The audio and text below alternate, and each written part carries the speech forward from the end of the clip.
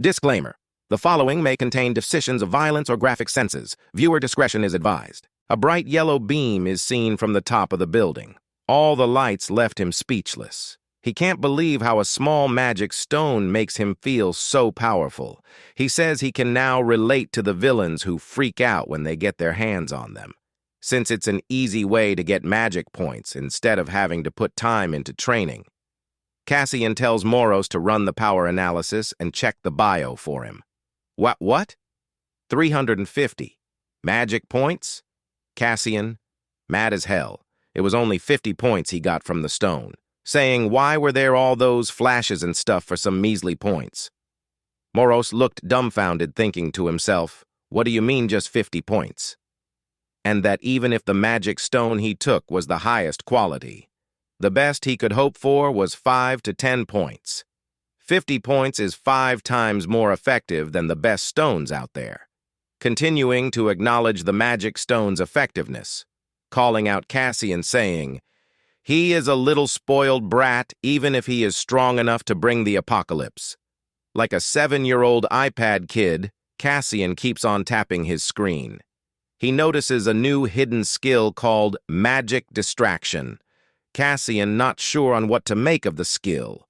Moros says, just as the name suggests, you extract magic stones from weapons imbued with magic power. Even legendary weapons with true magic stones can also be extracted.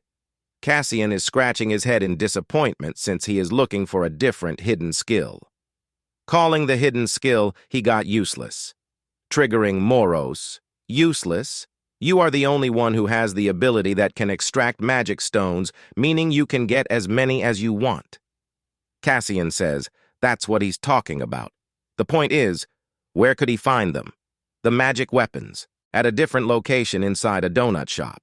Lee Ecstatic is holding a long golden sword. He says, finally it's mine, oh my baby, behold the northern light, even its name is to behold, swinging it around, showing it off to Yu-chan. He urges Yu-chan to say something about it. Yu-chan calls it a fine sword. Lee is not satisfied with the lame compliment, asking him if that is all he has to say about it. He starts giving out details no one cares about, saying, it's built with the highest and best quality magic stones, calling the sword the creme de la creme, whatever that means. Yu-chan says, anyways, did you look into the guy who fought Blaster last time? Lee said, look at you changing the subject, picking up a plain-ass donut. Well, I'm looking into everything in our database, but couldn't find anything, and it's probably just some rookie who just turned into a villain. Yu-chan asks Lee if it may be an outer.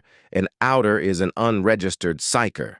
Lee doesn't think so because of his appearance, looking like a straight villain, and says they shouldn't be wasting any time on a small fry like him. Some fangirls notice them. Lee questions if he has heard about the serial killer, and that the Gadam special unit is on high alert because of that bastard. Yu-chan replies, isn't Driver the killer? 'Cause I heard. He's the prime suspect. Lee remarks, it's not him, shaking it off. Yu-chan is confused, asking, how are you so sure? Lee explains that he is sure he would go for some new high-end sports cars or electronics, but he's far from a killer.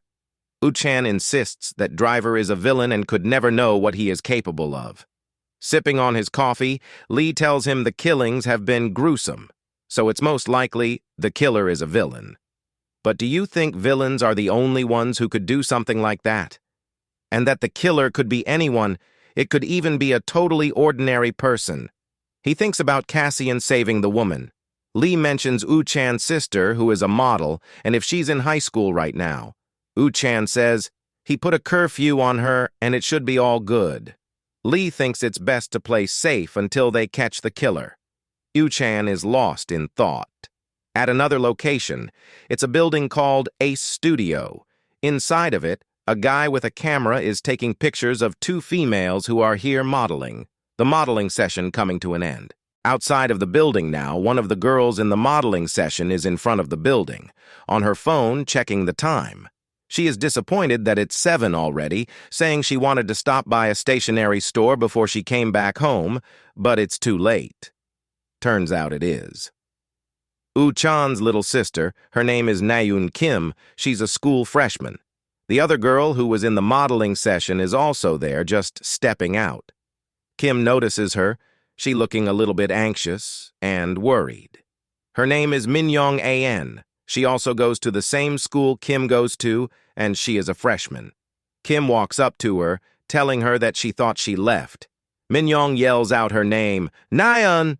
Kim gets caught off guard. Minyoung realized and started looking awkward. Minyoung then grabs Kim's arms, saying, "Hey, let's go to an arcade." Looking mad suspicious. Kim's like, "Why all of a sudden?" mentioning that it's been a while. Kim says, "You're right, but..." Minyoung hella persistent. "It's only going to be for a little bit, just go." Kim says she can't since her brother gave her a curfew and she really shouldn't.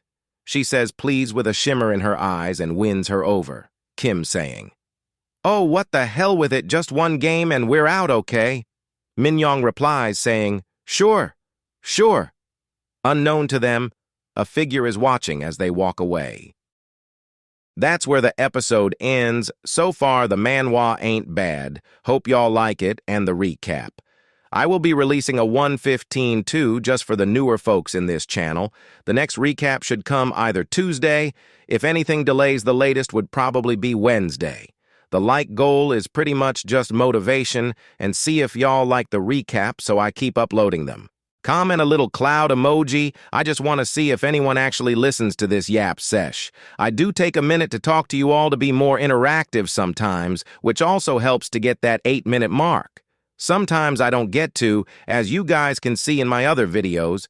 You guys can skip all this, not sure, but here is a picture of a raccoon to keep you people entertained. Comment a raccoon if you are still here. Well, I am going to come out for summer break someday in June, so I should be more focused on these videos, which is good for you guys.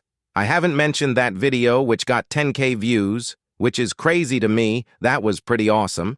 It really did make me grind hella hard seeing people take an interest in my work. Once again, I want to thank the loyal people who waited the 2 weeks when the electrical issue happened. Man, y'all loyal as hell, no cap. I think we hit 8 minutes nice. Anyway, keep it up, my people. Stay on the grind and see you guys later. Now for the little recorded bit. If we can get the amount of likes shown here, I will upload next episode as soon as I can. Please leave any feedback on the comments below. So with that, I want to say, thanks for watching. Hoped you enjoyed. See you guys later.